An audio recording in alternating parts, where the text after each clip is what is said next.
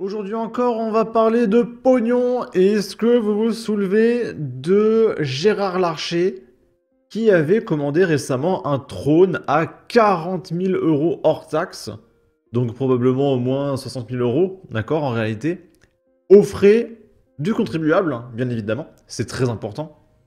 Et d'ailleurs, j'ai regardé une vidéo de Greg Tabibian là tout à l'heure, le dernier, je suis pas content, où il parlait justement de ce trône de Gérard Larcher.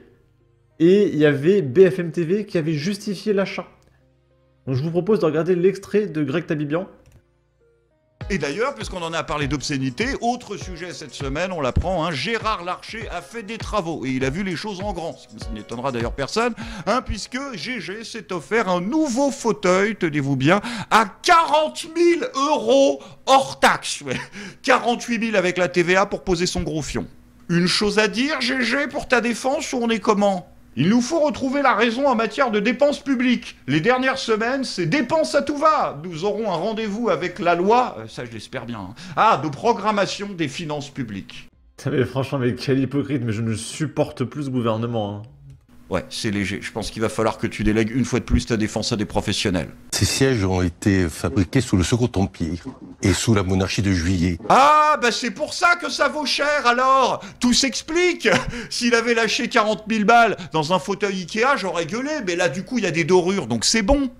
Le palais de Marie de Médicis, c'est un palais de la République, où tout coûte cher et le Sénat l'entretient. Si ce n'est pas le Sénat, ce serait le ministère de la culture, ou ce serait la ville de Paris. Ah ok, donc en fait votre défense c'est oui, non mais si c'est pas Gérard Larcher qui avait lâché un pognon de dingue pour le Sénat, c'est un autre connard dans un ministère qui l'aurait fait à sa place. Ok d'accord, non je vois votre... C'est nul. Le Sénat se visite. Ah mais oui, mais c'est vrai, ils ont raison, mais oui, mais ça se visite aussi. C'est vrai que si les Japonais, ils déboulent à Paris et qu'ils voient un fauteuil mano-mano, ils vont être là, on va avoir une sale réputation. En fait, vous êtes en train de nous dire que quelque part, les dépenses de Gérard Larcher, c'est de l'action diplomatique. C'est dans le cadre du budget du Sénat, ce n'est pas le fauteuil du président Larcher, comme j'ai pu lire. Excusez-moi, c'est le fauteuil de la présidence du Sénat, il y aura un président après Gérard Larcher. Sur le même fauteuil ? Pas sûr. Il faut qu'il tienne jusque-là. Il y avait un président avant Gérard Larcher. Oui, mais il n'était pas sur le même fauteuil, le mec d'avant, donc on s'en fout. Petite morale là, putain. Alors, en l'occurrence, visiblement, le Sénat explique qu'on ne peut pas les piocher dans le lobby national. Il n'y avait pas ce qu'il fallait, donc on a fait fabriquer ces fauteuils. Ils ont été rénovés dans leur jus initial. Et leur jus initial, il a été dessiné par l'architecte sous Louis-Philippe, il s'appelle M. Chalirin, qui a agrandi l'hémicycle dans lequel nous siégeons. Sérieux ? Le mec, il a agrandi l'hémicycle à l'époque ?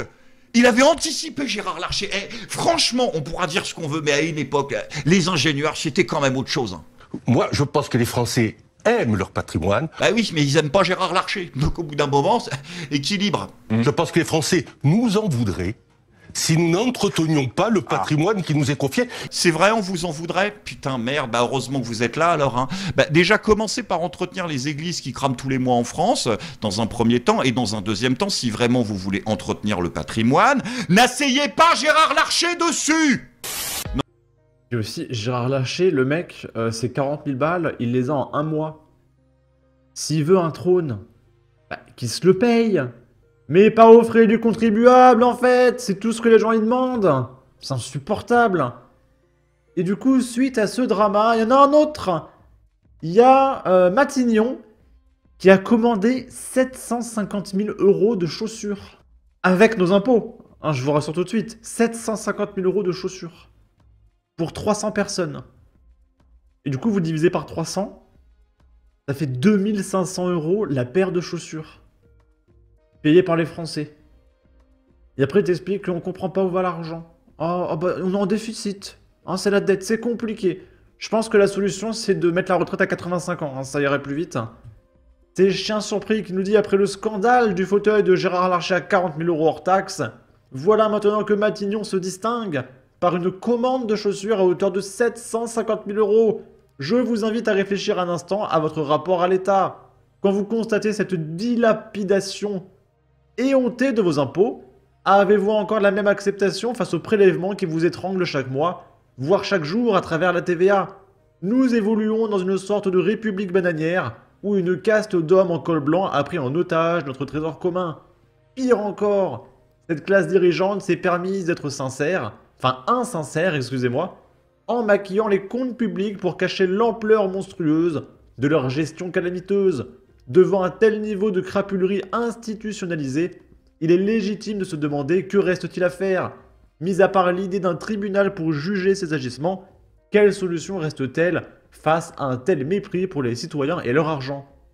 Ah bah incroyable, il y a eu le scandale du fauteuil, mais alors celui-là, bon, il date du mois de novembre, on n'en a pas parlé, mais écoute... Très longtemps, il y a quelques semaines, il y a une autre affaire qui curieusement d'ailleurs n'a pas eu le même écho, mais une entreprise française, Audrige, qui fabrique des chaussures, s'est fait commander par Matignon 300 paires de chaussures d'apparat pour les réceptions de Matignon, donc 750 000 € par an.